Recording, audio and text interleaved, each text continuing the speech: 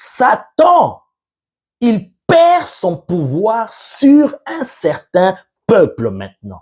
Tous ceux qui viennent se réfugier en Christ. Si tu n'es pas en Christ, Satan continue encore à régner sur toi.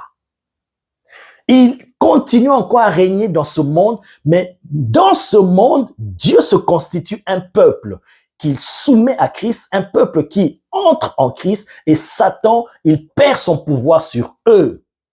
Il ne perd pas son pouvoir sur le contrôle du monde, mais sur le peuple qui est en Christ. Est-ce que tu as compris cela? Jésus a dit, vous êtes dans le monde, mais vous n'êtes pas de ce monde. Nous sommes encore dans ce monde qui est sous la puissance du malin. Oui. Mais malgré que nous sommes dans ce monde qui est sous la puissance du malin, nous ne sommes pas sous son influence. Parce que, étant dans ce monde, nous sommes en Christ. C'est une autre dimension qui est dans la dimension de ce monde. Karabosandaraba. Voilà pourquoi l'apôtre Paul dit dans Romains chapitre 8, verset 1, « Il n'y a donc maintenant aucune condamnation pour ceux qui sont en Jésus-Christ. » Si tu n'es pas en Jésus-Christ, tu es soumis à la domination du malin qui contrôle le monde.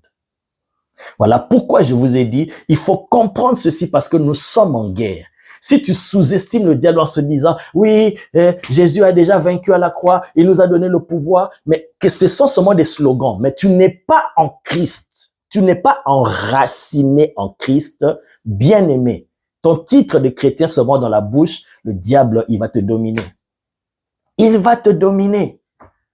Mais il perd sa domination, il perd son contrôle, il perd sa puissance. En d'autres termes, sa puissance qu'il a pour gérer le monde, pour dominer le monde entier, perd son influence sur une catégorie de personnes, seulement les personnes qui sont en Jésus-Christ.